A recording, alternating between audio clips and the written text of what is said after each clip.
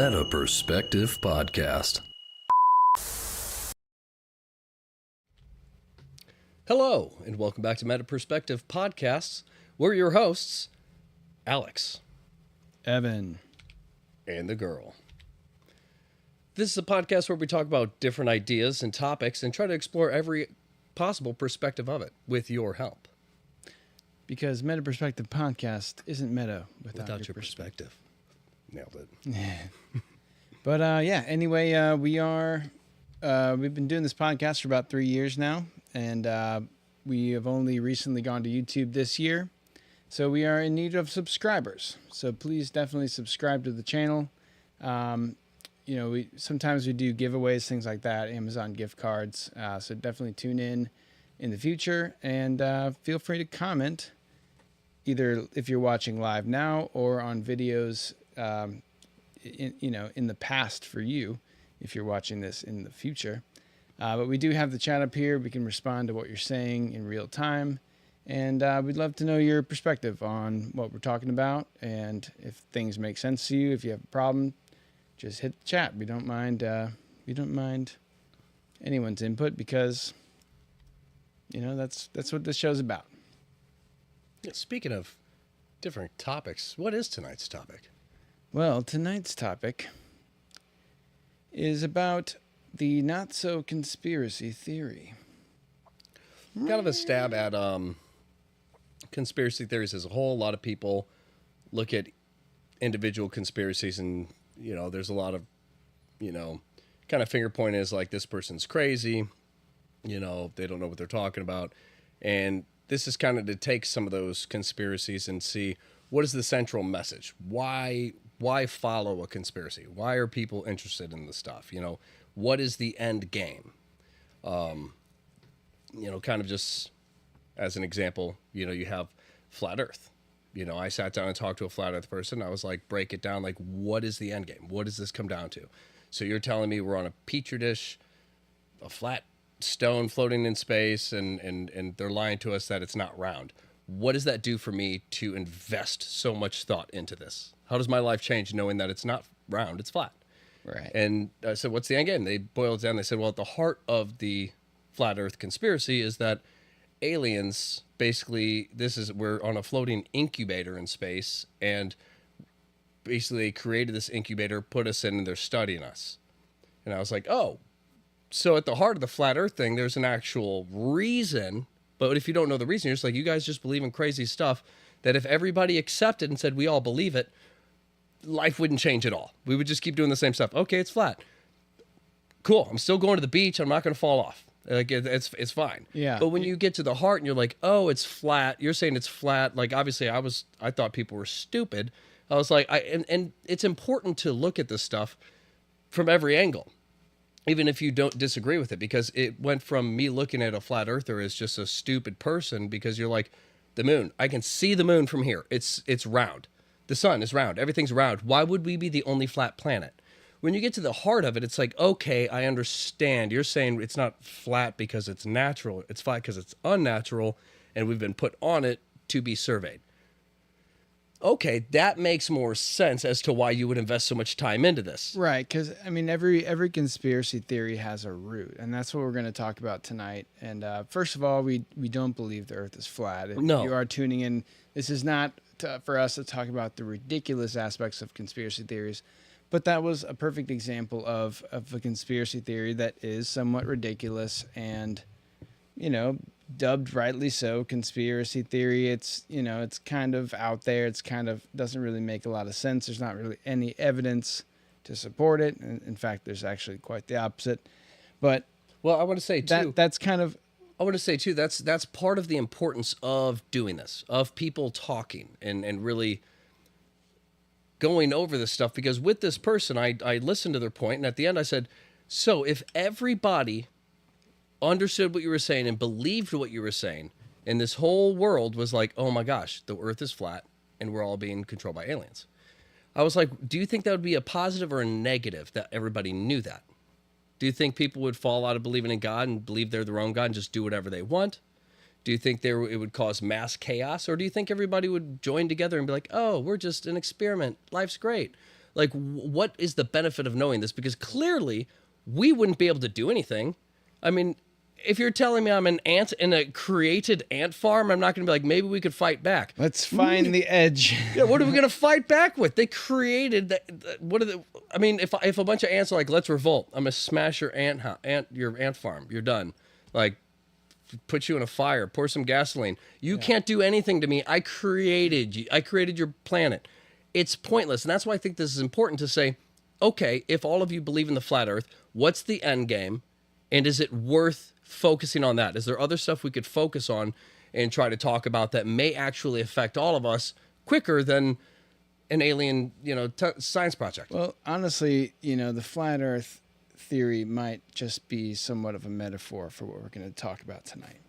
And I'd like to start out just kind of acknowledging all the craziness that's been going on, definitely the past month, but for the most part, the past year, the past 5 years, 10 years. This is a very interesting time.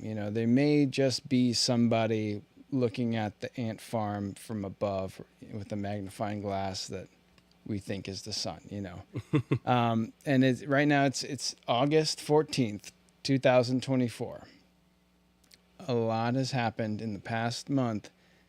In the past several years, honestly, the things that people called conspiracies not that long ago, within the past several years, not only have become, basically accepted as possibilities, but even fact in some cases. And, you see the term conspiracy theories used a lot to discredit people. And I think we want to cut through all of the minutia and get to the real point of the why.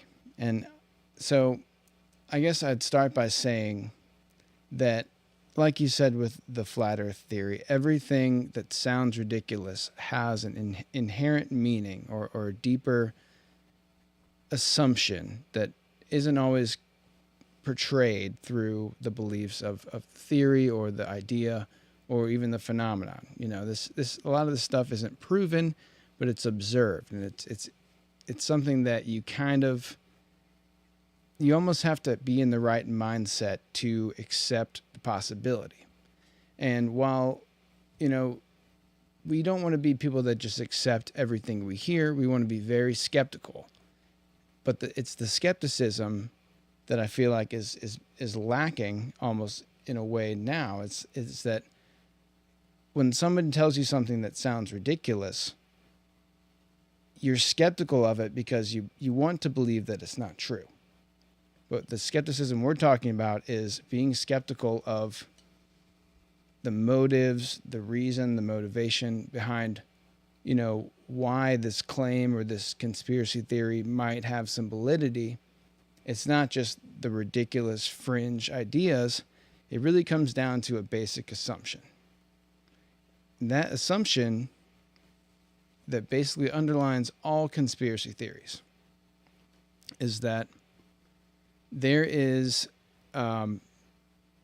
people that believe, people in power believe that the human race and our planet in general is at an existential threat to ourselves.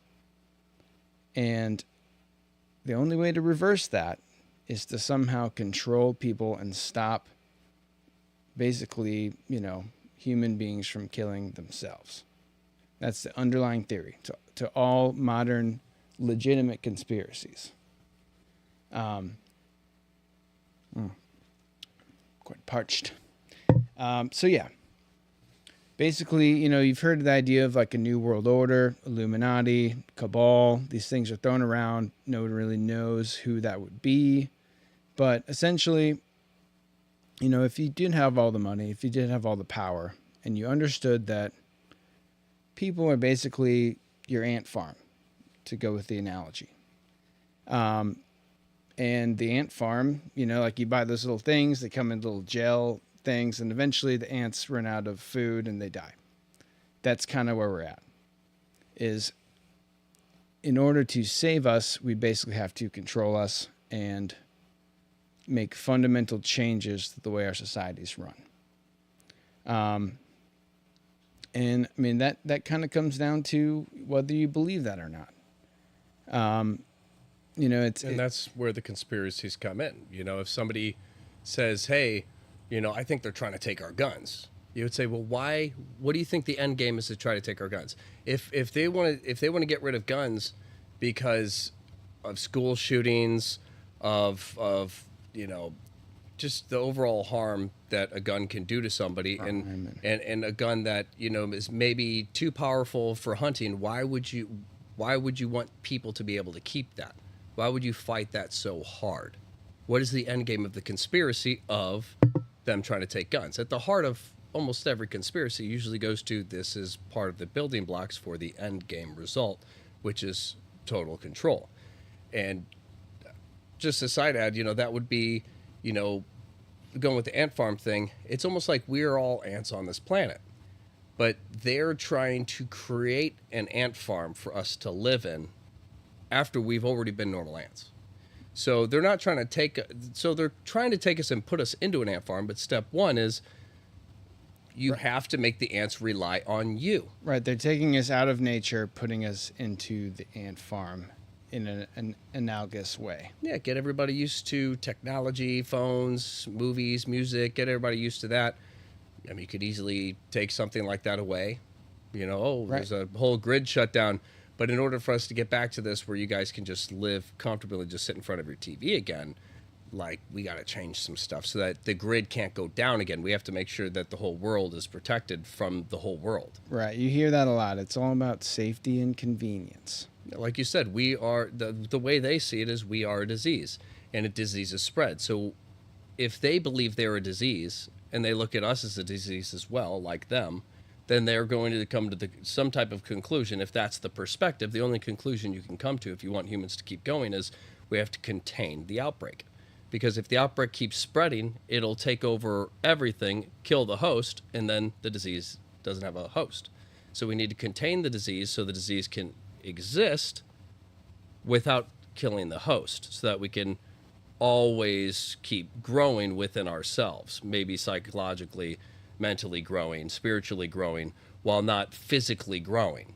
Not that I agree with that, but there are, some of these bigger, behind the scenes billionaires, they write books on this stuff. There's been stuff for, probably the past 100 years. You can find books on this type of stuff. You can go to the WEF website, the World Economic Forum. That's kind of their mission statement. Videos about it. They're like, you're not going to have any possessions, and you're going to, subscribe to everything, and you're going to eat bug paste, and all. It's all these ridiculous things. It's a new technological socialism, which is we all get the same amount, but you get to decide what you subscribe to.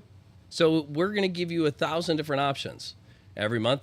You have enough to subscribe to 10 options, so you have a whole world of options. You get to pick 10, and those are just free for you. And while that sounds amazing and it sounds great and like you're protected and all this stuff, there has to be an understood background of this is what the threat has been, which is we'll take care of you, just give us your freedom. And to travel and stuff, you would need visas. You could, I've seen documentaries, probably supported by WF, but I mean, this is when I was a kid, I saw documentaries on TV where they're like, it'll be great. We'll live in quarantine cities, and everybody, in order to fly, you'll need a visa. You can travel once a year.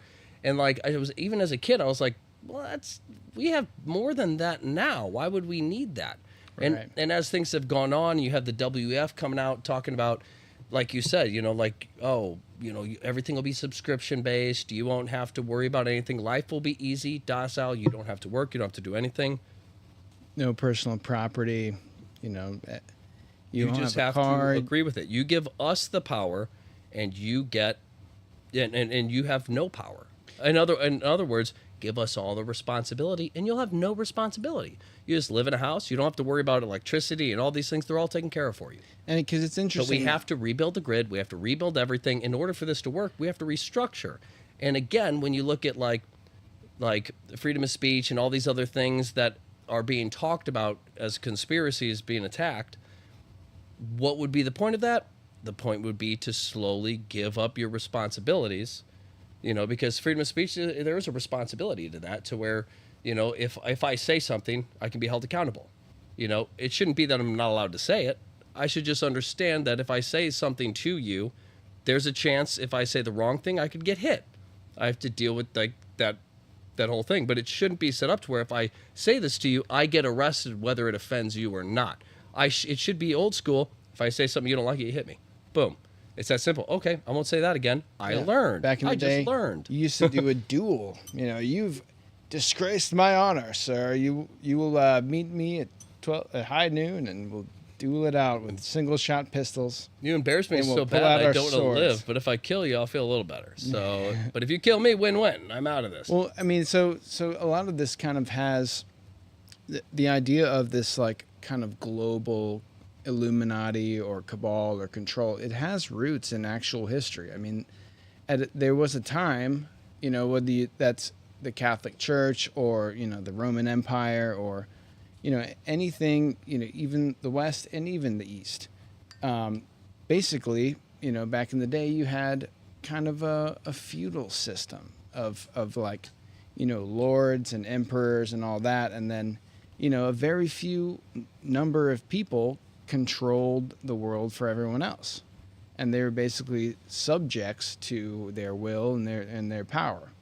And, that idea is where kind of, people believe that never stopped happening, which is kind of the underlying assumption is that, back then it was only a few people making the decision for everyone else.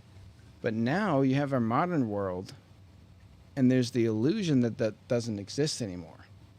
But if you really think about it, the top, companies, people that control the information, it's Google, Facebook, it's these basically tech giants that in the same way that you could control it back then, you can control it now. And easier. And easier. It's even become more simple to influence people and to control the narrative because everyone's reliant on this kind of service and everyone's plugged into the system. So what the system says is basically you can't, if you question that, you're a conspiracy theorist. Yeah. And that's kind of where we find ourselves now is the term conspiracy theory kind of almost conjures up a negative, a rejection of sorts in people's minds because you don't want to believe that the world's corrupt. You don't want to believe you're being controlled and that there's someone, a puppet master moving your arms. It's like it's a scary thought. And I think it takes someone that is skeptical and aware enough to realize that it's pretty plausible for that to be the case. And if it's not the case, then why are certain things happening the way that they are? Why is there so much control and censorship and an attempt to steer the population in a certain way? Because as you said earlier, it comes down to freedom. And that's kind of America is basically the pinnacle of the Western civilization's idea of freedom. And, while this is not just happening on, in our country, this is on a global scale. And they know that as long as America has the freedoms that they have, anything we do in that context is going to look bad. So we need to undermine American freedoms the same way we are doing it everywhere else on the globe. And at that point, we'll get people to either accept the idea of changing, of giving up their freedoms for safety, security, and convenience, or it's going to basically come down to our plan doesn't work out as well because we're trying it here in Europe and America's over there, and then they see the freedoms that we have and they're like, well, we're being controlled, obviously. So I mean, that's kind of America is the last shining beacon, and that's why we're being, they're trying to crack us, trying to crack In every way. and break down America. And you can't invade from the outside. America has to fall from within. And that's why, especially when you look at like for example, a gang. Like, back in the day when big superpowers would take over, somebody like Genghis Khan, all these, Mao Zedong, Stalin, a lot of these people had power, which allowed them to get followers. But look at a gang. A gang could be the same thing, just a slightly different structure. Maybe for somebody like Mao Zedong, it's more like a political power thing. It's networking. It's money and the ability to stage things or even just promote yourself over the people who are against you in a more positive light, and you have the money to promote them as negative. With the gang, it would be more physical. If I'm the biggest dude and I'm the craziest dude and I have no conscience and I'm the dude who's just going to kill somebody, the other people who are around me are going to do what I say because they start to get a fear of me. You can controlling people by fear. It's huge. It's been going on for a long time, thousands of years. It's always since humans have been humans. It's always like when it comes to getting power, how do you make somebody listen? Well, you have to make them fear you, because if they like you, they're going to look at you as an equal, and if they look at you as an equal, they're going to want to make decisions too. You have to get rid of their decision making by making them afraid to do something against you, which is I'm going to listen to you because I'm afraid that my decisions will get me hurt around you. So you start to get those people. Next thing you know, you got 10 people in your gang. Well, now everybody on the block, in the area, in the neighboring neighborhoods, they're all going to start fearing your gang because of the reputation and the rumors. And when you look, you're like, this guy's crazy, but he's got 10 people afraid of him, willing to do whatever he says. Because if they don't, they're going to end up just like anybody else. So you start to control by fear. Now, I think what's happening right now is beyond anything we've seen in our past history. That what's happening right now is, like you said, it's loving your indentured servitude. You don't know what you're doing. It's hey, we're America. We're the greatest. We're so good. We have smart people who can make TVs. And now you can sit down and watch programs. And we have such creative people in this country that they just make these amazing movies. And you can watch these movies on your TV. And at first, it's brilliant. It's beautiful. You're seeing people's ideas come to life on a screen, and we can all see someone's perspective, acted out through other people. It's beautiful. Until giant companies who have the power, have the money, have the followers, and have the networking get control over the technology. Now I get to decide what airs. And now that's the conspiracy theory where people say, so you think there's just this whole network of all, like, thousands of and millions of evil people who are just working all entertainment? It's like, no. I think it's a handful. I think it's a business, and I think when a company like BlackRock, who pretty much owns Sony, tells them what type of stuff they want them to push, and every artist that you listen to and every actor you follow, they're all pretty much within contracts of Sony. If you don't believe me, Google it. And when you go, he works for this company. All right, now ask Alexa, what company owns that company? Oh, Sony owns that company, that owns that company, that owns him. Like, it all branches under one group. So that would be the umbrella of so you think that we're being controlled and put into this thing where music and television, all this stuff is just distracting us with such stupid nonsense that it's dumbing us down and making us focus on just the bare minimum of our existence, like money, cars, clothes, sex, drugs. Focus on just the bare minimum of your existence and the things that don't even really bring happiness. Focus on those.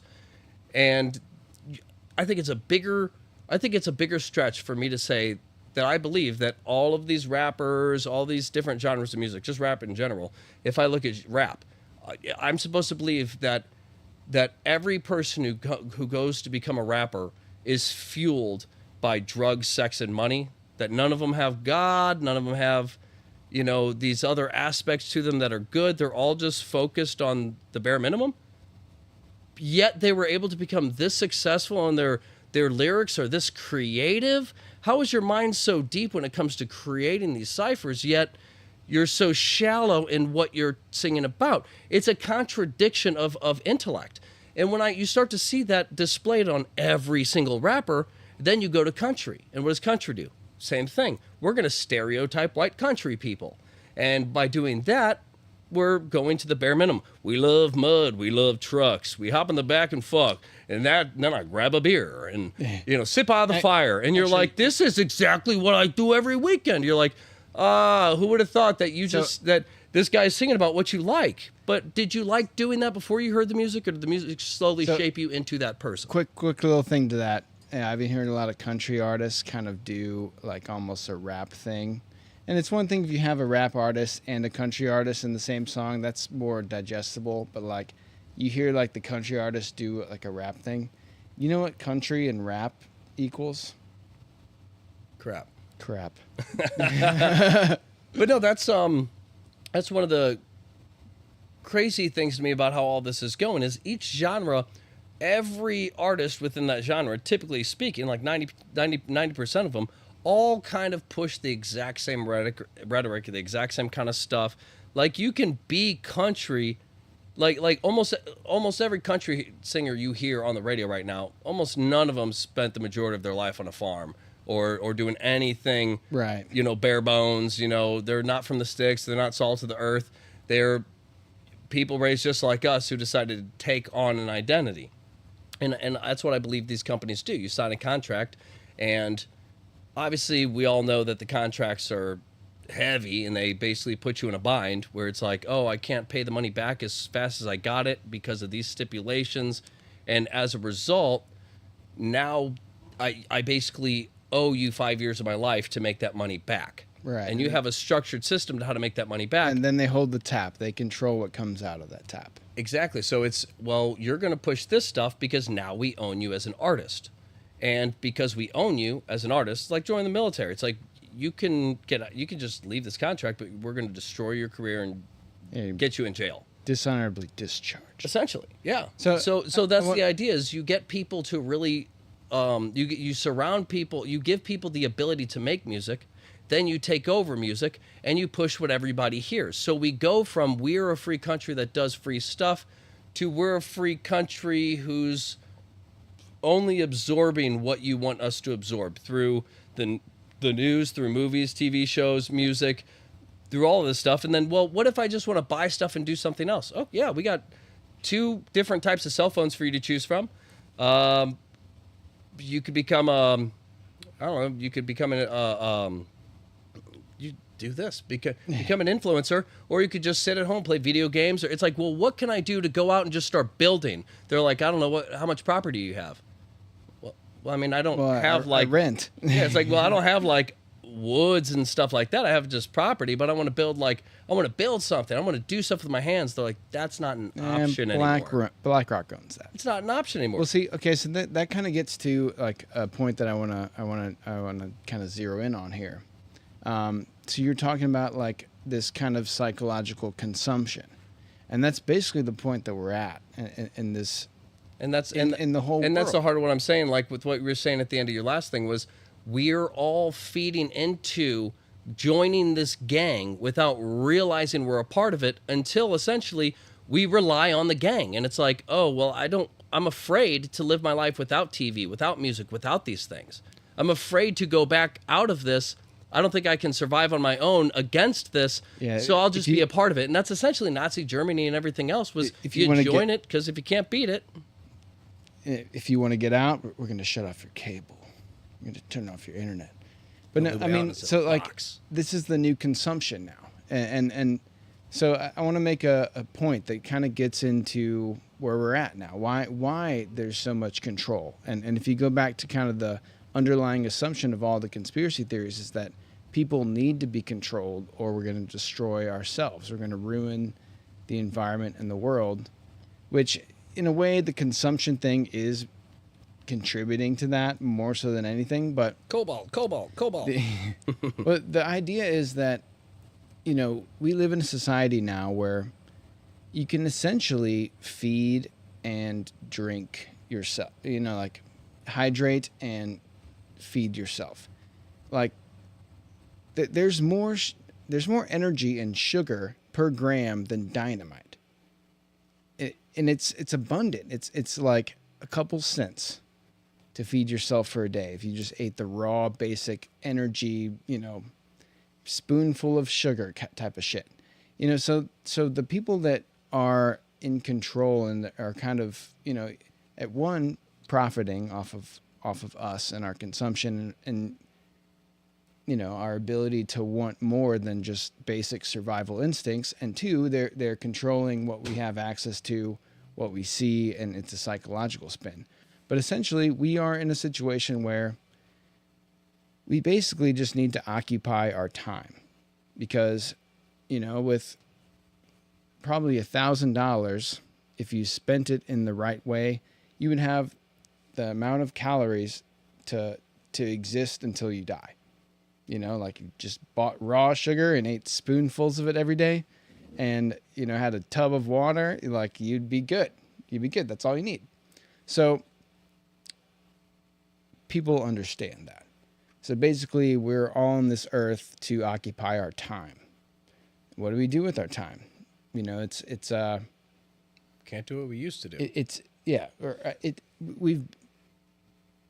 The structure has been laid out.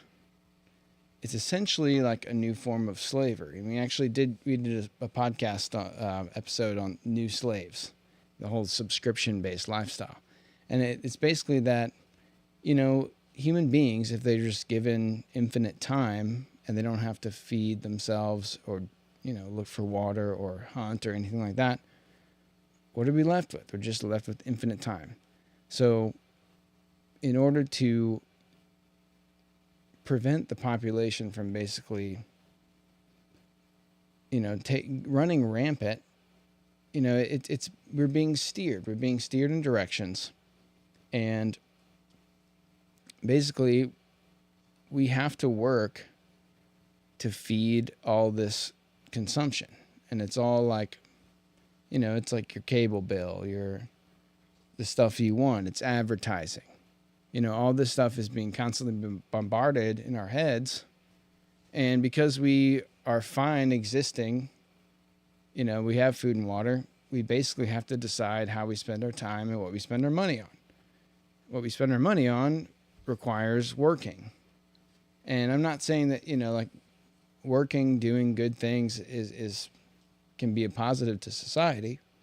It brings, it brings us all up. Technology increases, things get easier and all that. But at the same time, it's like we almost need to be controlled in a way. That's the mindset. That's the mindset of these people. So then you have things like the influence, the psychological, spin and the direction. And the scariest thing to that system is people questioning, why am I being targeted in this way? Why are my freedoms kind of being controlled and undermined? And that's kind of where we find ourselves now. Which is really interesting with media now really pushing minority groups who don't really have a voice and trying to give them a voice. I think what we all need to do is realize when it comes to injustices, a lot of people's voices are silent. And it's not that people don't hear them. It's that a lot of those things, and again, that's where the conspiracy comes in, because it seems like is it not fitting your narrative? Because the narrative I'm being sold is that everybody matters and we all deserve an equal chance. And we're all equally valid. We should all equally be validated in some type of way. But when it comes to serious injustices, we see these things all over. It's like there's a video of this happening, and well, what became of it? Not much. It's almost like it has to be on camera for anything to happen. Otherwise, if it's not mainstream news, it's just overlooked. And that seems to be the majority of what's happening. So on television, yes, this is what we all want. But when it comes to the system and the structure, that's being reported on, it's never acknowledged that the help we need is not being given by the people they're saying should give it. So if I say like, oh, if you guys need some help, Evan's got a truck, he'll help you move your stuff. And I just constantly keep telling everybody like Evan will help them. Like this is a good thing. Everybody's voting for me because I've told everybody at work that if you need stuff moved, I have that taken care of. My buddy, that's what he does. If you need this, I got a buddy for that. And you need this, I got a buddy for that. And by the time you get me in, you realize the structure's not there.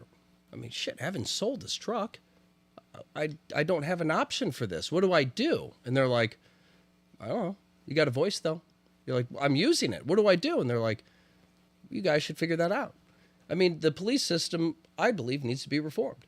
But if we're going to sit there and say that, through media, like this is the problem, is cops are racist and this and that, and there's police brutality. Okay, what's the solution? What's the solution? Are we just going to say this is an issue, allow it to happen, and then you don't report on the majority of the issues that are happening? I mean, anybody can look it up. These things happen every day. Somebody who almost, I'd argue at least once a week, once a month, at least once a week or once a month, somebody is killed by the police, and that cop is only changed to another district and never really charged for murder.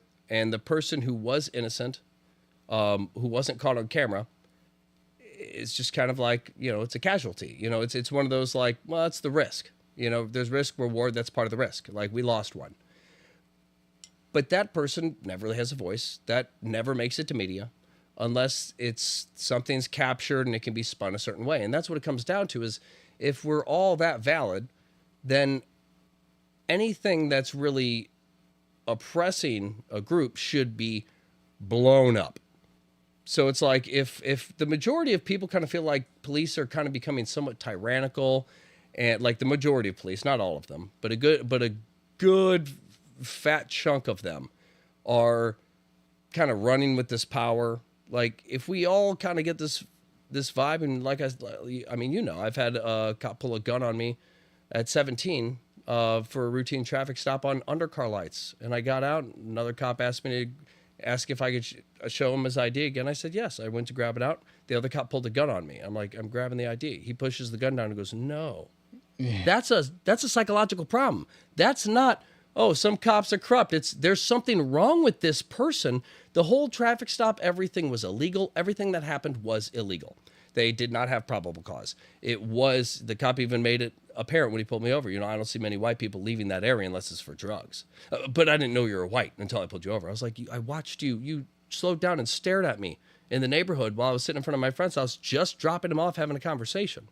But it's a black neighborhood, so you assume drugs. So you literally follow me for 20 minutes, and then 3 cops pull me over. You illegally search my vehicle. You pull a gun on me. No camera, no nothing. Nothing ever happened with that. I just had to take the L and be like, well, at least I'm still alive. At least you didn't pull the trigger. But that's the problem, is there's so much of this that isn't being talked about, but we're seeing the media tell us, like, we need to fix this. It's a racial thing. It's not a racial thing. It's a problem with people with psychological disorders getting into places of power, legally carrying weapons. That's not proper. Isn't that the whole thing we were worried about Nazi Germany, was giving people too much power who have problems? I mean, that's what needs to be done. Is if we're going to protect ourselves, we need to relook at the precincts, and we need to really vet these people. We need to redo the entire police force with people who uphold the law. Not people who want to take advantage of it because they're on that side of it. And that's kind of my problem with a lot of politics, is they push all these things that sound good. All media pushes things that sound good. And they're like, I'm tapping into the issue. Okay, well, let's say it's all racism. How do you fix it? What do we do? We're constantly being told all these things of what's wrong with this country with no solutions. So all the people of this country have to focus on is everything wrong with us, which just divides us more, then start filling our heads with we're overpopulated. And then we all start to agree, yeah, a good chunk of us could be gone with.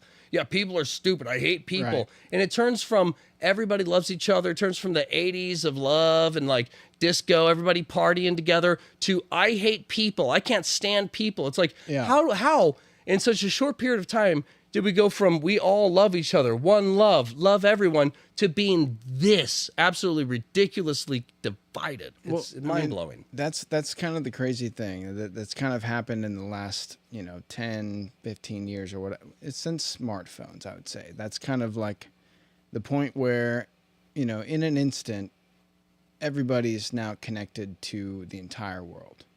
So just so happens that at that point, the division among people became stronger and stronger.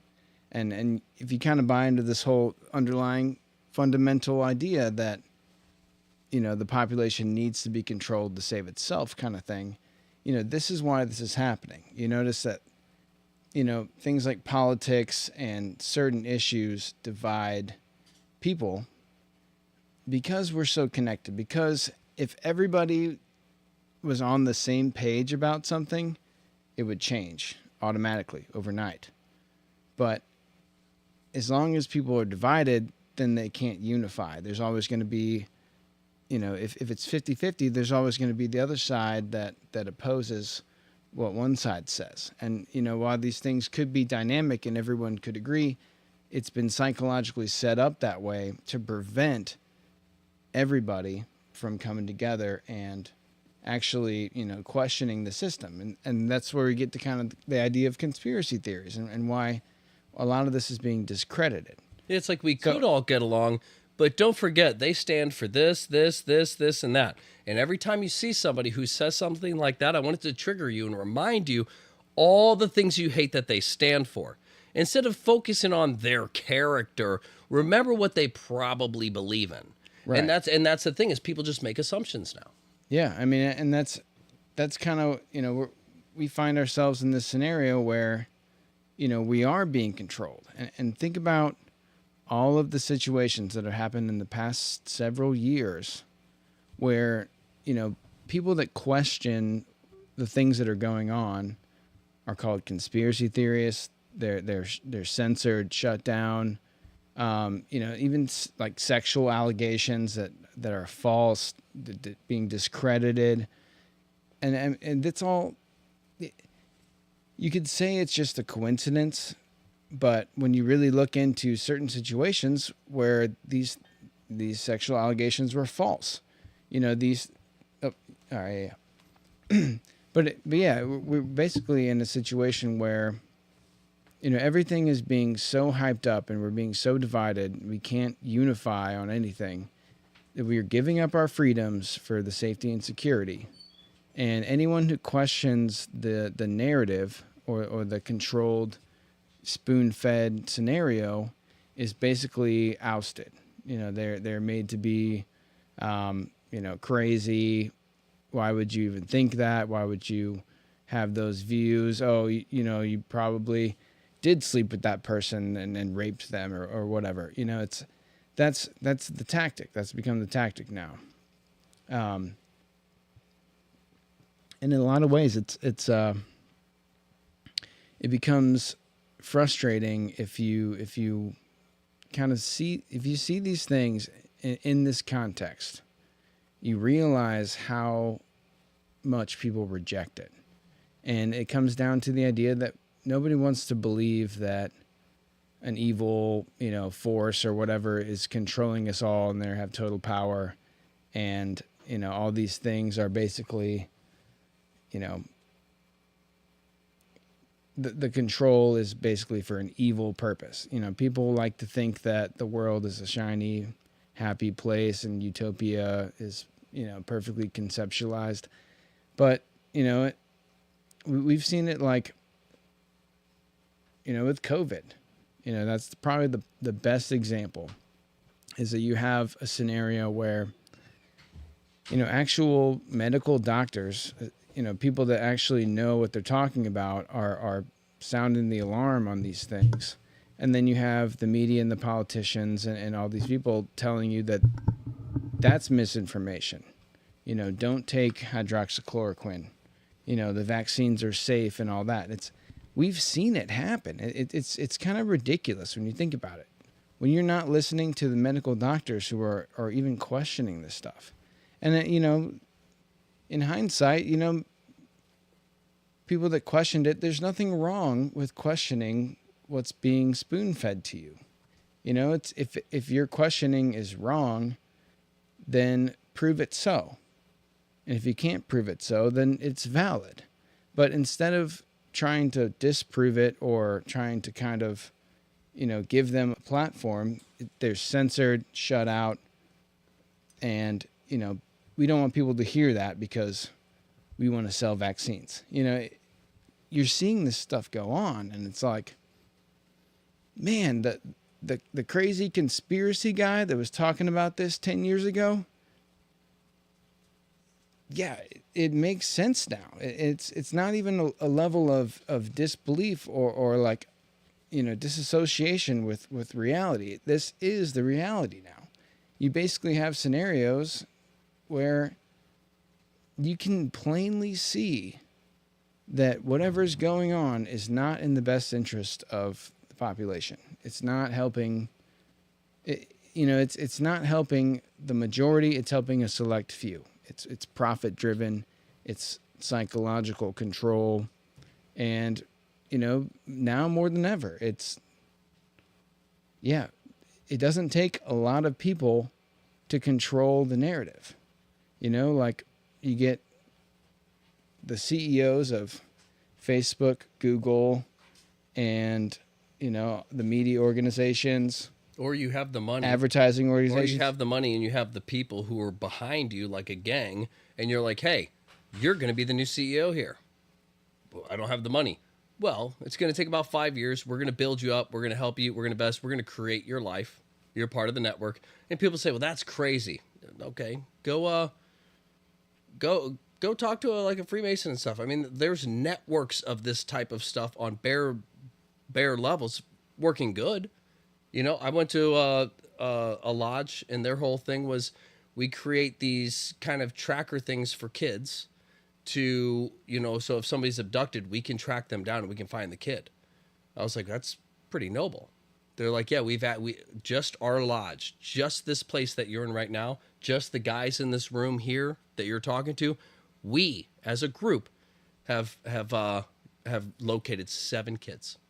They're like 7 kids who were essentially kidnapped. We got them back. We did. And it's like, that's a beautiful thing. And then obviously you go work your way up those levels. I don't know what's at the top, but I do know that when it comes to crime syndicates, anything like that, it makes a lot of sense that the only people you would trust in your corners are people you trust. So it's not about trying to buy off certain people. It's about trying to buy what they have and give it to the people you want to have it. That's really what a lot of it comes down to. And I want to touch too on like what you were saying with misinformation, especially with ivermectin and stuff like that, the horse tranquilizers. He's a crazy guy using horse dewormers and all this stuff. It's being attacked. And they're saying like, we're going to shut this down because of misinformation. But really, the saying that it can't help and it's a horse dewormer and all these things, that's misinformation. Like, can it be used for a horse dewormer? Yes, but saying that... Right, I'm sure it's a great human dewormer, too. I'm sure it just deworms whatever... But to say that... But to label and paint this as something that it's not, and say that it cannot benefit this equally or better, to say something like that, not give, like you said, not give any reason for why it can't be that. Yeah, no proof. Instead, nothing. you just attack it, and then that's enough without any reason or proof, and no science. You're like... it's misinformation. Well, how is it wrong? It just is. Shut it down. Boom, you shut it down. Then what does he do? He has an episode where he has one of the people from CNN on his show talking about that. And he goes off and he's like, you know what you did. You know you lied. You know you did this. You were spinning this whole thing. And the guy's just like... it's my job. It's what I do. But that's kind of the idea, is it's like... The guy even admits, like, yeah, I know that this stuff isn't kind of this. It's like, but you were the one saying it. You were the reason people didn't believe it. You're the reason people didn't take it. So the idea of misinformation, don't say people can use this. Well, if it helped him, if we actually get science to look at this, and I know it has, but publish like a credible thing mainstream and say, okay, this with zinc or whatever, this stuff can actually do this. This could kill it real quick. Then the question becomes, and that's why I say this is such a big deal, because if science looks at this and says, okay, ivermectin with this and that or whatever could actually get rid of COVID in you within 2 or 3 days. It's gone. Doesn't matter how your age. You're an old person, boom, you're healthy again. You don't have to worry about anything. You don't have to let your body break down over those 2 weeks before you can't come back from it. Instead, it's a couple days in bed, you're sick, now you're better. Okay, you got, takes a little bit to get going, eat a big breakfast, grandma, and, you're back at it. But well, you don't want your grandma to get sick. But that's what I'm saying. When it comes to misinformation and what's dangerous, is it more dangerous to not allow people other options for what might actually help when you're offering no help? Because again, the vaccine was the only help. You did not have like, well, what can I do to like try to get rid of this besides the vaccine? They're like, there's nothing.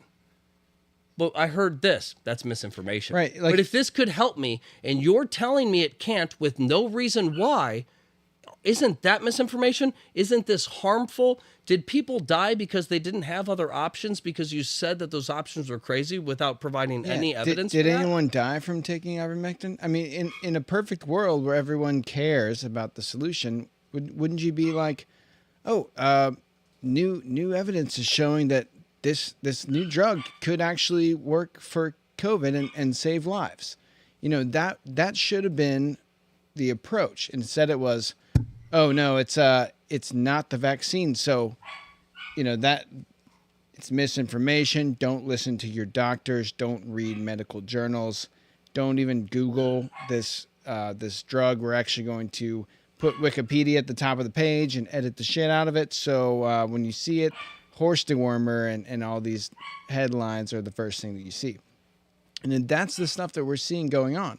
It's like in a perfect world where everyone cares about each other and actually is trying to benefit society, you wouldn't do that. Mm-hmm. So, and then that kind of begs the question. It's why? Why is it being done?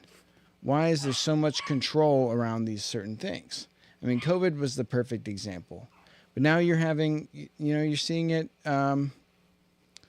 just in the media now. I mean, like, statistics are no longer a thing. You can't, there's no examples. No one believes, what you say. It's all, the media conglomerate trying to be the authority figure and trying to control people towards down a certain lane.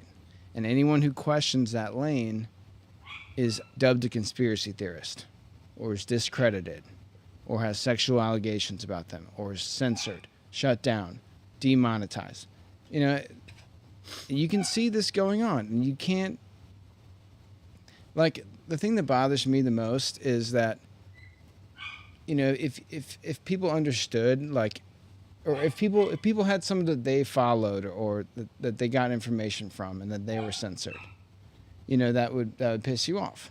But then the majority of people now are basically, without even looking into it, without knowing anything about it, they just automatically write it off as, oh, that's conspiracy theory. I'm not even going to look into it because I've heard it's ridiculous and it's false and it's been debunked. Well, they were saying that 2 years ago with COVID and the vaccine, and now we see that wasn't that unreasonable. And even questioning it, not even taking a stance, just questioning the status quo is now seen as, counterculture, against, harmful. Yeah, and as an example, I can say this now because he's not president anymore.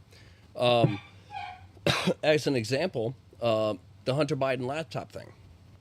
When it first came out, the whole thing was, and I don't think anybody actually looks at Biden as like, I'm an evil mastermind here to take over the planet. I think everybody looks at him as, hi, I'm a paid-for person who stands here, looks like he's doing something, while the people who fund me, which is big banks, corporations, the rich, which is crazy for the Democrats, but while the rich completely fund me and support me, I'm going to go ahead and let them work with their people creating new laws, and I'm going to be the guy who's the yes man who just signs everything. And I know that if things go down, I'm going to play stupid and I'm the fall guy. You know, I just take the hit for all the stuff that I allow to happen. All right, is what it is. You find somebody who's okay with that, boom. My issue is when you have something like the Hunter Biden laptop thing come out and it's like, hey, this is proof that your guy is colluding with other countries and making money off of this. That his son is directly involved with miners, foreign energy companies, and yeah, and like, I mean, there's so many different levels of crimes, but for a politician to be worked into this is like, it's almost treason, if not it is. Right. So if we're looking at something that's serious, and then you have all of the media say it's not true, it's just a hoax, it's conspiracy theory, and now they kind of come out and they're like, okay, yeah, it's true. Even the mainstream's like, okay, yeah, I mean, it's true, it's his.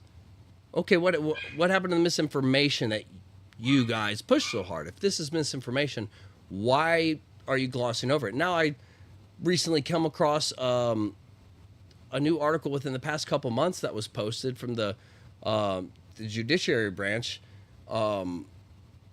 talking about new evidence may support that the CIA cooperated with the Biden administration to help suppress that information. So you're telling me that we have our own, and this is our judiciary branch coming out with this information, which is not being covered in mainstream media. A story, and again, if it's all about money, if these news things, they just report stuff for money. It's not about the truth anymore. It's just for money.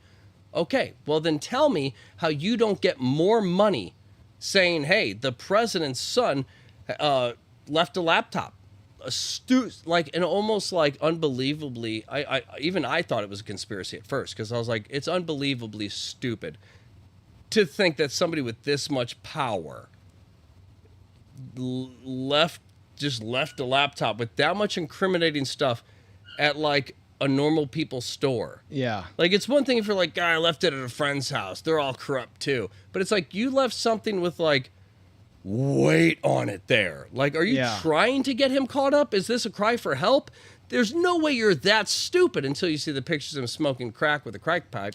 Only a stupid person would be like, hey, I'm going to smoke crack. Let's get a picture of this. Like, I think even most crackheads are like, let's not like document this. Well, I mean, to see all of this information, and then it comes out that the judiciary branch is like, the whole suppression of this, it looks very strongly that the CIA, working for our government, actually helped to suppress this to help elections. Okay, the left is about democracy. So if this is all about democracy, I want to hear the left and the right. I want to hear somebody come out and say, hey, this was true, and you didn't give it any airtime until after the election to say, okay, it actually is true. We said it was fake, now it's true. Okay, if this is all about money, do you want to cover the facts about it being true and the weight of what this implies? Right. How about the new breaking stuff saying that the CIA was a part of all of this? See that? Like, are we not going to talk about this bombshell shit of like, clearly our government is controlled by somebody. Clearly our CIA does not work for our country. Clearly these organizations are against us. The FBI was a part of it too and was like, the CIA, the FBI, and our government are not here working for us like we kind of built this country for them to work for us for. You know, right. it's it begs the question, why are they doing that? What is the goal? And that kind of gets back to what we said in the beginning of the episode. It's if you believe that human beings are meant to be controlled because we're going to destroy ourselves, we need to do everything we can to kind of shepherd people into this like new form of slavery. Why would like the highest investigative team that we have in our government, why would they suppress true information that they know is true? It's just like, why? And anyone that questions that, if you follow the logic, there's no other scenario than they don't have our best interest at heart. And it frustrates me that people can't see that, and people think that you're a conspiracy theorist for thinking these things, because it's basically been proven. I mean, you watch some of these congressional hearings, and they get asked a tough question. You're under oath. You have to explain yourself to Congress. We are the authority over you. You have to tell the and truth. they're or you like, go to jail. I can't speak to that. It's an ongoing investigation and blah blah blah blah blah. It's like that's their answer every fucking time. So what's the point of all it? Like, If this person is innocent, why can they not answer a question? and if they can't say what their motives are to the highest authority that government allows them, then who is in charge? Who is in charge of them? And this thing, brainwashing is easy if you have this type of technology on a mass scale like we do. If you really want people to get on board with, hey, we're going to destroy ourselves, we need to lower the population, and we need to kind of control this a little bit. If it really was for the greater of mankind, if that was the heart of it, this is for the better of humans. Humans don't know what's good for them. But we've run all the numbers. We created AI 30 years ago. And, we've ran all the numbers. This has to happen. You could easily, over the course of 30, 40 years, convince a population and give them the data and say, see, we have to do this. And over those decades, people slowly start to say, okay, I understand that the way we're growing is going to destroy everything. And I don't want to be part of the collapse of this earth. I want people to be able to live a life. So maybe I'll be one of the people who opt out of having children. And you could there's a very simple way that we could lower population and have things be controlled, and everybody's educated on why. So when it comes down to this is all happening, and we're all being kind of closed in, and we're all being fed certain information to kind of lead us down a certain path, if it's all for the better of mankind, why are you doing this using lies? Why are you manipulating us? Why are you avoiding everything? Why are you not disclosing anything as to why this is happening, but instead only disclosing things that cause disruption, chaos, and disorder? You're separating everybody by saying we're the problems for each other. Even if we all believe that and the whole country completely divides, I don't see that as something that makes it easier to get your central message across. It really looks like you're dividing everybody, and so that there's so much chaos, nobody can work together and feel united, and as a result, then you can take over. So if there is an endgame conspiracy to wipe out a majority population of the planet, which has been talked about for God knows how long, but if that is the overall end goal for everything that's been happening for hundreds of years, if that's the overall end goal, then I would have to argue that it's not for the betterment of mankind, but that it is malicious, it is for control, it is for power to do what you want, and to never allow the masses, the majority, to rise up and stop you from doing what you're doing to them. Yeah. Because right now they're getting away with some crazy stuff. We see people in high places getting away with crazy stuff all the time. Oh, yeah. It's like, hey, we got this guy, Jeffrey Epstein. He has this whole cabal network of child sex trafficking, and all these people come to his island, and they're all doing this stuff, but we got him. Okay, can we question him? Ooh, no. He hung himself. They're like, do you have a body? No. Well, can I question the guards that were supposed to be watching him? Nah, they died. They died too? Can we see the camera? Let's just see the footage. Let's just see the camera footage. Actually, right when that happened, it kind of just went out. You're like, but he's dead? They're like, yeah, I can guarantee he's dead, but there's no body.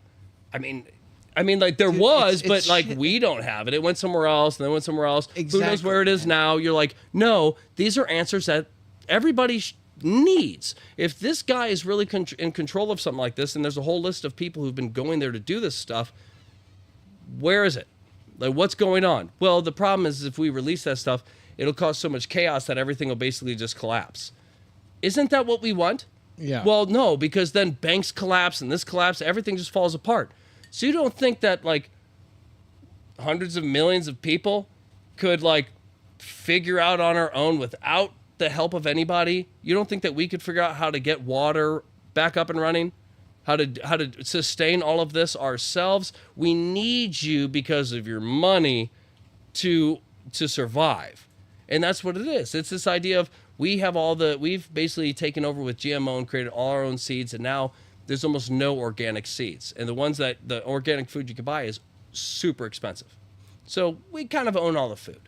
When it comes to, I mean, virtually everything. They own every aspect. This is monopoly, and they've checkmated us. We got $100 left, and they have every piece on the board. Yeah. Anywhere you land, you're screwed. I mean, that's like a perfect example of the Jeffrey Epstein thing. It's like, here you have a guy that was tied in with all these big people. Essentially, that's He's got a picture with everybody, right? And it's like, who of all our leaders was going to Epstein Island, and then either he was killed, even if he killed himself, why did the camera go off? It's like suddenly you guys have electronic issues. This is this is one of the most high profile people you've probably ever had in your prison, and it's probably a very high end prison to hold these types of people, and it's really hard to get out, and we surveil everything. But sometimes we have electric issues and the cameras just kind of go out. Like, that's not realistic. Hacked. Do you know how much money prisons make? And you're having wiring issues? I don't believe that. Right. We don't have those kind of issues on our podcast. How can anybody look at that situation and say, "Oh no, that's a conspiracy"? That's not true. He hung himself because of the shame.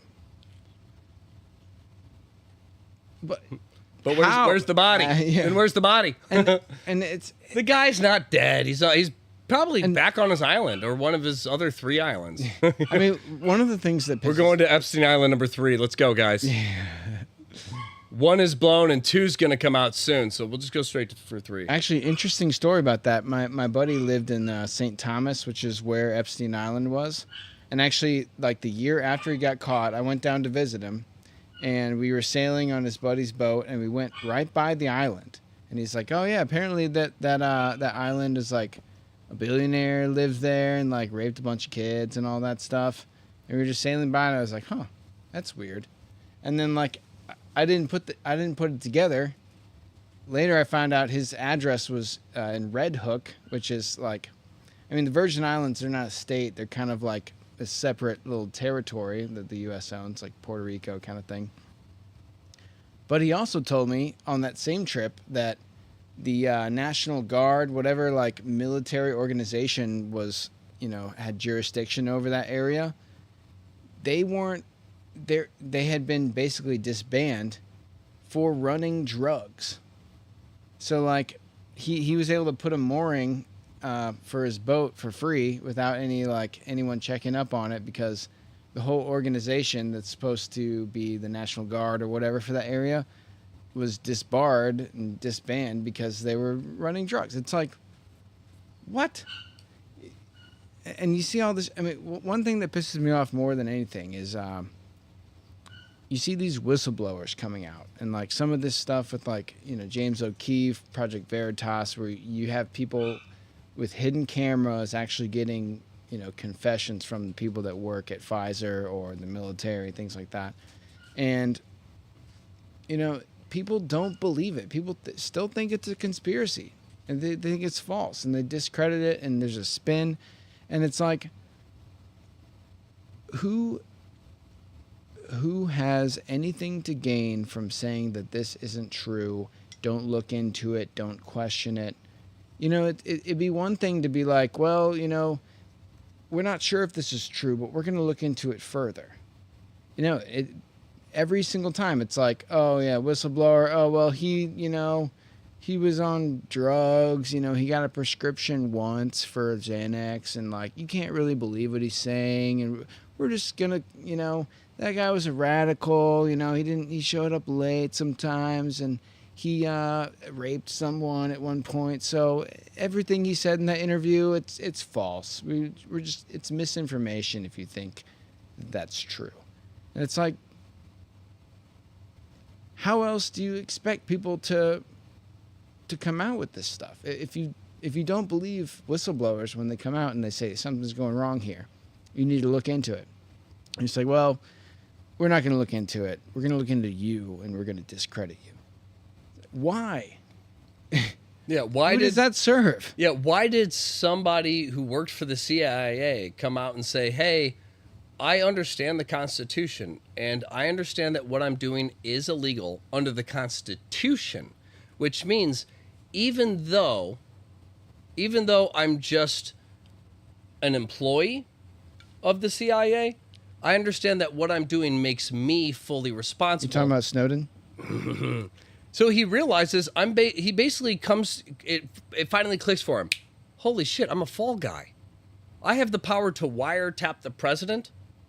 I have the and that's what he said. I had the power to wiretap the president with no clearance.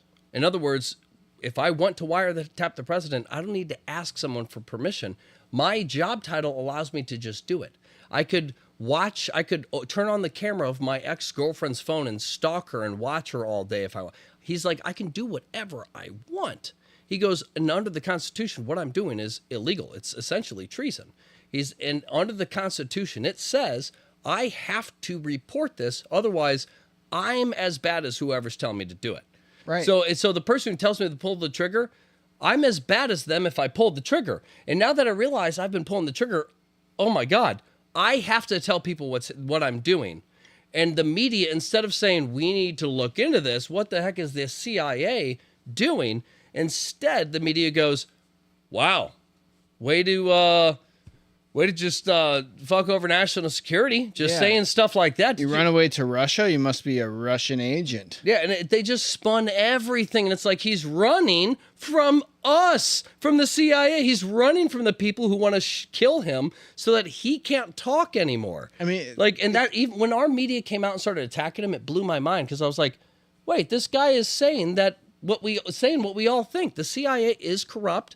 The whole John F. Kennedy, we know they killed him. Like all this shit, we know they killed him. Possibly Trump assassination. All this stuff we know throughout most of American history most of recent American history when it comes to all these crazy things. I mean, 9/11, like okay, a tower went down, and then all of a sudden, out of nowhere, Building 7 fell too, full of documents that were about to be declassified that may have explained where, what was it, $4 trillion disappeared. And it's like all these real shady things, and it just fell apart. And what did we do about that? Well, we went to 4 different countries to start and basically just attacked and fucked them up. And then when people were like, hey, we need to release the documents, they were like, all right, we're going to release all 11 pages of the 9/11 report. And then Saudi Arabia was like, if you do that, we're going to pull all of our money out of your country, and and it is probably going to collapse you. Yeah. And then America was like, invade Iraq. Here's 7 pages. And they only released some of it. Yeah. And it's like, that to me was like, so that's who's guilty. Like if I sit there and I'm like, I'm going to testify, and one person stands up and says, if you do that, you know you don't have a place to live anymore. You know you've been staying on my couch, right? So if you go ahead and testify in front of all these people, you can no longer live on my couch. Well, everybody in that courtroom is looking at this guy going, well, he's not saying he did it, but he is telling the witness if they testify, they're going to be screwed. Well, so I feel like it's probably you who should be on the stand. So when we attack all these different countries and we're like, we killed these people. We got Gaddafi killed. Obviously, we got Gaddafi killed. We killed Saddam Hussein. Osama bin Laden. It's like, okay, but like when I see the videos of these people and stuff, like I don't think they have the capability of doing what they did. Like it doesn't make sense. Yeah, and why did they were the fall guy? And why did 7 fall? And why do we attack all these countries? And then Saudi Arabia. How does that help kind us? Of, yeah, like I think at this point we all know Saudi Arabia had the most to do with 9/11. They and they're the admitted it. only ones who haven't been touched. Let's be honest. It's pretty obvious that when it comes to something like 9/11 and the media is not focused on what are the facts, they're focused on where do we put our anger. We put our anger to these countries and stuff. We got to go get them. And See, and I have a point to make about Snowden. So, like, so frustrating, dude. so in the military, if you are ordered to do something that is inherently constitutional, you can refuse the order.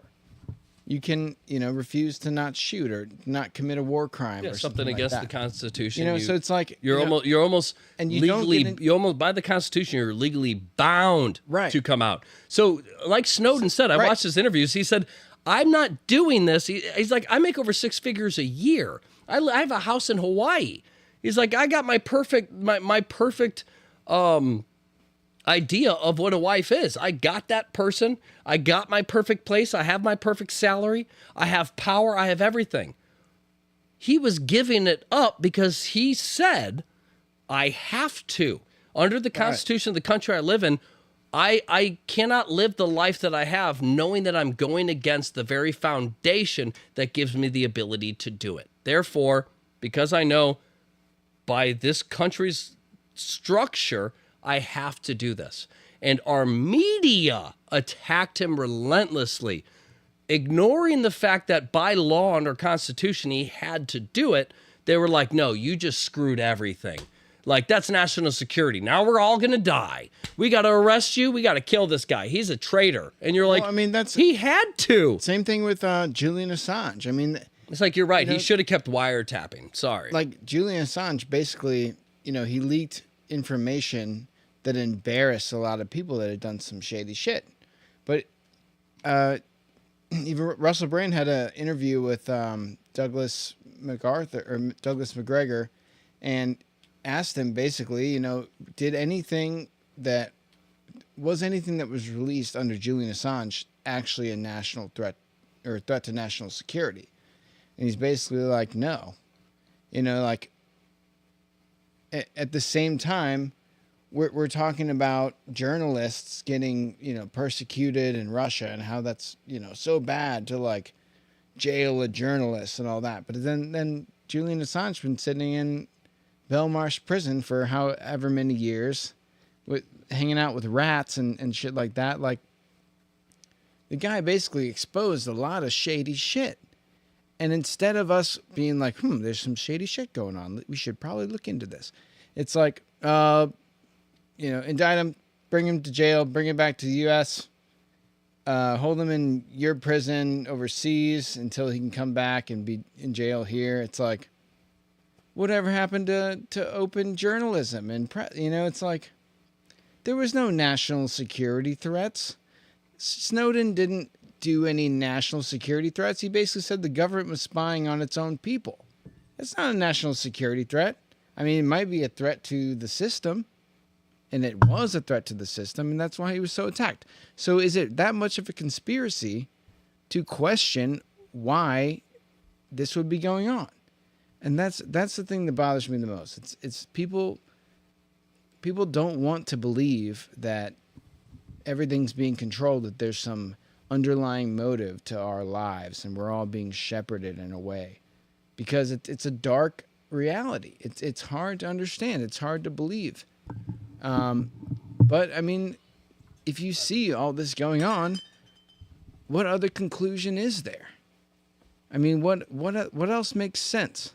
If you really follow the logic train, why would the FBI and the CIA work to suppress the Hunter Biden laptop when it had implications for foreign donations and influence and deals and things going on in Ukraine, Europe, China, and all of these things implicating Joe Biden, which was the presidential candidate at the time, and the FBI just looks at it all and clears it and gives it back to, like Rudy Giuliani or whatever.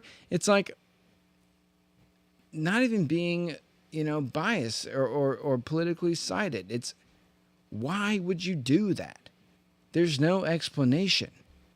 It doesn't make logical sense.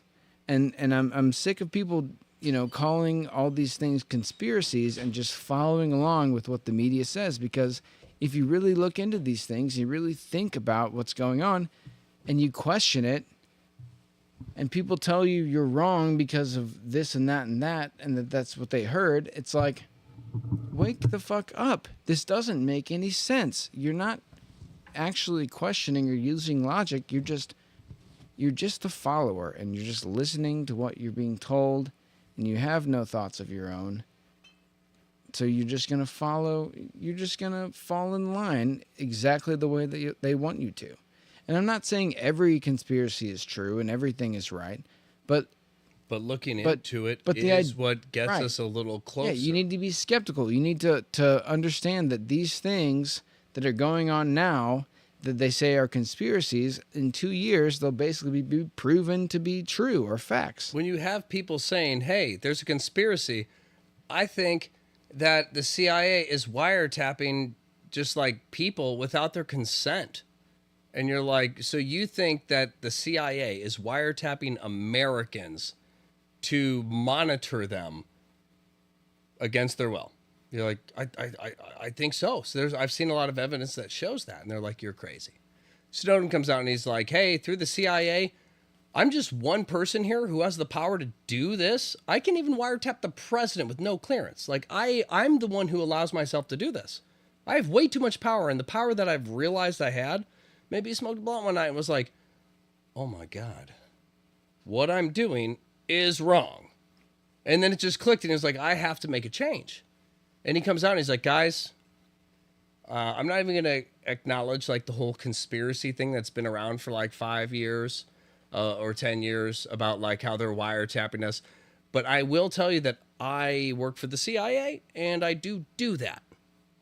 Okay, so is that conspiracy validated? No, because he's a treasonous rat. He needs to be thrown away. It's like, are we never going to acknowledge that there's proof coming out that some of these conspiracies are true?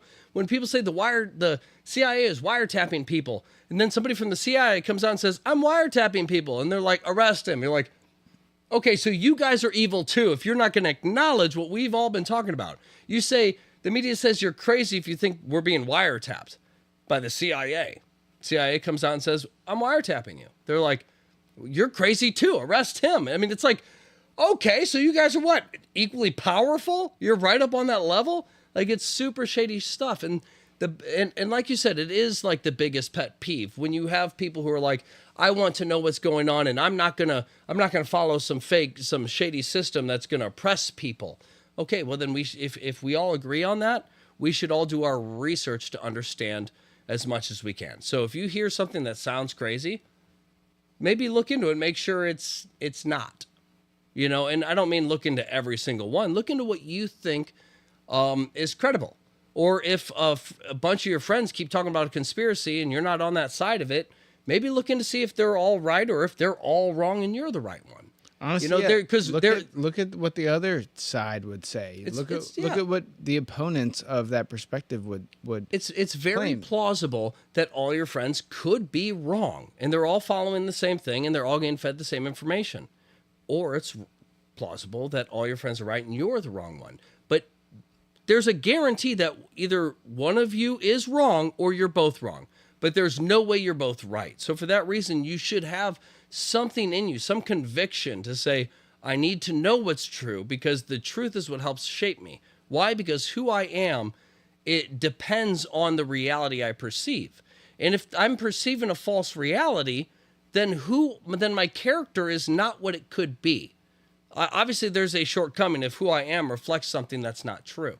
So I need these answers. And what bothers me, and I will say, because that is one of the biggest things that bothers me is when you have this stuff come out and people are just like, and they just like deter to something else, or they shift the blame, or they're just like, well, that's what I'm talking about. That's the problem. It's like Snowden came out and just basically said I was right this whole time. Oh, he's a traitor. He needs to be arrested and this and that. And you should stop listening to the stuff you listen to. And you're like, how did you come to that logic? Yeah. How? Like he admitted the stuff that you told me I was crazy for. And now you're saying he should be in jail and he shouldn't have said it. But can we acknowledge that what he said is what I've been saying and give me some credibility? Because somebody from the CIA coming out saying, I can wiretap the president whenever I want is major. Yeah. That's huge. That should give me some credibility considering that before I had proof, I had come to that conclusion. Now I have proof and you're like, I'm not even going to acknowledge that you could be right. I'm just going to acknowledge that he needs to be in jail or murdered. And you're like, why? What? Should I die? Do you want to kill me too? Like, I'm so confused. Yeah. Is it believing this that makes you want people to die? It's just this whole thing of, it makes no sense. So I will say the best thing you could do is ask people. Whenever something happens, ask people. So you don't like that Snowden came out and publicly said this to the media. So do you think it'd be better if he never did that and just kept wiretapping whoever he wanted for the good of the CIA? Well, I got my faith in them that, they're doing they know what they're doing. Okay, well, again, the reason he came out and said this stuff was because it went against the Constitution and the structure of our country. In other words, by definition, what he did was treasonous and against the American Constitution. So for that, the American Constitution's pretty old, and we didn't have those to be revised. We didn't have those guns back then. We had cannons. James Madison, he had some good ideas, but like that First and Second and Fourth Amendment, yeah, we could revise those. But that's what it is. It's people saying. I think what I personally think it is. It's like it's subconscious. There's people who kind of see what's going on and want to fight it, and there's people who subconsciously see what's going on, or basically all of America knows what's happening. Half of them accept it, and half of them are so scared they compartmentalize it and they reject it. That's what I think is actually happening. Yeah. Is they know they're on. One side might be like, we know we're catering to what is anti-America. But if we acknowledge that, then there's this subconscious aspect of our greater self that would make us have to accept the gravity of how far. Shatter the worldview. Yeah. Shatter everything that you know to be true. I mean, it's Stockholm syndrome. It's manipulation. It's so many different levels.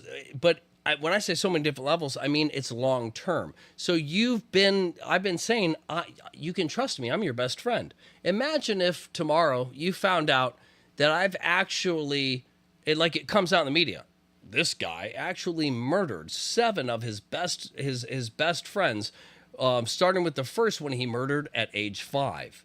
Every 2 years, he would cultivate a friendship and then murder his friend. If that came out, it would be hard for you to accept that was my end game for you. You'd be like, no, I think he changed. Even though he's a serial killer and specifically one who lures people to be their friend before he kills them, our friendship was different. We were real friends.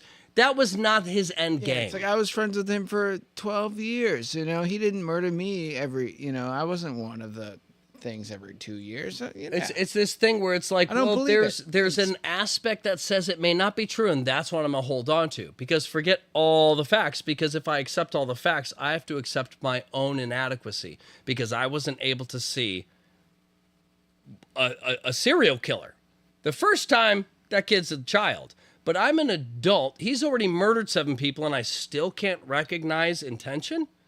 I can't accept that in myself, that I have that big of a weakness, that big of an opening, and I'm that easily manipulated. I cannot accept my stupidity. Therefore, I have to reject that's a possibility, and I have to accept that you're the stupid one. Yeah. Well, we are coming up on an hour and a half here. You want to go through kind of some closing thoughts and kind of wrap this podcast up? Yeah. I mean, obviously, there's a lot here, and there's a lot going on in our current time period. This is just the opener. We'll have more of these. Yeah, we'll have more of these.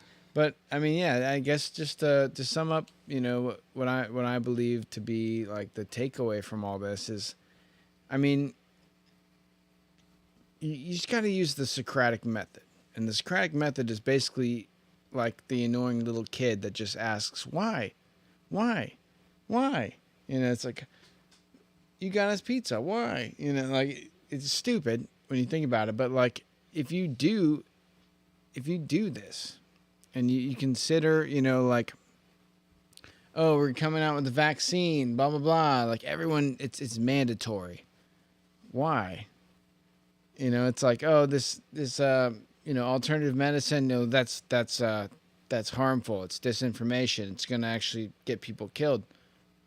Like, why is it harmful? Why, like, if you just ask the why in a lot of these cases and you follow that logic train, you basically come to a conclusion that it doesn't make sense, or there must be some kind of ulterior motive there. And that's kind of, what we talked about in the beginning of this episode is all conspiracy theories have a central unifying assumption. And that assumption is that, in the past and now even more so, that there are a select number of individuals, a small group, that are able to make these decisions. The people with the money, people with the power, behind closed doors. It's not that hard to assume that a couple people are on a conference call and plan something out, or at least talk, and then, the next day, every media organization says the same exact thing. Or there's censorship on this one subject. And it's really not that hard to, if you really look at all of the information and ask why this is going on, it doesn't make sense. It doesn't make sense for the good of the people. It almost makes sense in a way that's nefarious. And like you said, it's hard for people to accept that there are dark forces that are being worked in our society, in our lives, on our own brains, the brainwashing propaganda aspect. You can see it now more than ever. And it's just ratcheting up. And especially as we go into this election, I mean, this last month has been crazy. We had an assassination attempt. Biden dropped out. Now there's like all this media coverage, and polls don't really make any sense anymore. And it's just like, what's going on? What do people actually want? Why is this going on? And it's just, it's a spin. It's all false narratives, and the threats of misinformation and calling things conspiracy theories. That's just trying to take away your ability to actually stand together with people and realize that there's some seriously wrong things going on. And I don't think anyone out there can say that there hasn't been shady shit going on. I mean, like, if you don't think that there's shady shit going on, then you're basically a sheep. You're basically like following what you've been told. And that's the whole idea, is that people are being shepherded. And, Instead of God is your shepherd, you're following the devil's shepherd. I mean, at the end of the We're day, sheep. like, We're going to be led one way or another. You just got to be led by the right stuff. right. Like, at the end of the day, we all have to live our lives, and we all want the freedom to do what we want to do and be able to create our own success. That's what's so great about this country, is that you're able to better your life situation no matter what situation you're in. And, that is something that is under threat because people want us to be basically slaves. How many subscriptions did you have 5 years ago? How many subscriptions do you have now? What are you paying for your living situation if you rent? What are you paying for, gas and all this stuff? That stuff actually influences your life. It's not this pie in the sky conceptualizing utopia, how things should be. It's like, what actually affects your life? Where do you get your information? These things actually affect your life. It's not this conceptualized, that's a conspiracy. I refuse to believe that. You got to be skeptical. You got to be skeptical, as much skeptical of your own views as other people's views. You know, really get down to, you know, the why. The why is this going on? Why would, you know, why did this whistleblower come out and say all this stuff? You know, if it was off camera or something like that, it's like, we don't know his name, or he's like trying to hide. Like, what does he have to gain? You know, it's like, well, he's trying to expose some shady shit that's going on. So yeah, you got to take a lot of the stuff, you know, with an open mind and a level of skepticism. And ultimately, I think that people are gonna, a lot of stuff's gonna come out. Hopefully sooner than later. You know, I mean, I don't want to say that there needs to be a fundamental restructuring of how our society is organized and how the power, you know, the people in power operate, but it'd be great if we could all agree on it instead of being so divided.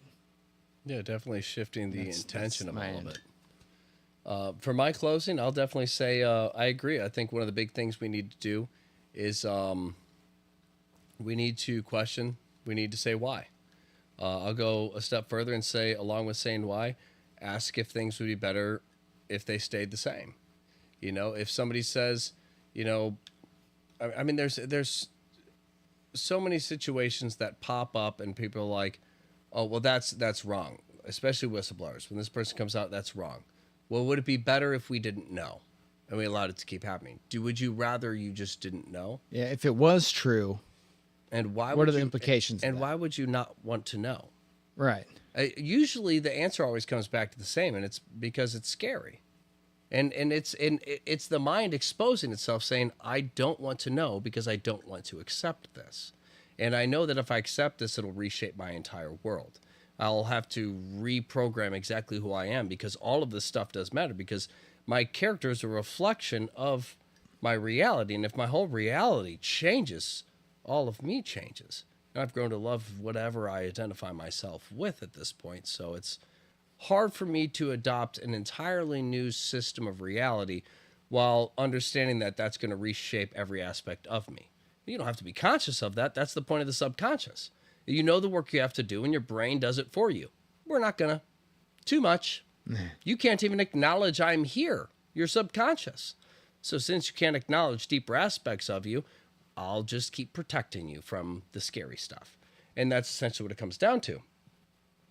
So you have to ask the why. You know, you have to ask the would it be better? You know, why did we attack these countries after 9/11? And do you think it's better if we just let it and didn't question, or do you think we shouldn't have let them? I mean, knowing what we know now, do you think it was good that we went to Iraq, Afghanistan, Iran, and all these countries? Do you think that's good? Most people say, well, we found out later it wasn't good. Okay, do you think that they knew then what was going on, or do you think that they found out later? Oh no, that's conspiracy. It's like, well, no, I don't think we knew at the time. That was what we did because we thought we knew, but then we found out later, you know, it was Saudi Arabia. Okay, so what did we do when we found out who was actually to blame for 9/11? What did we do?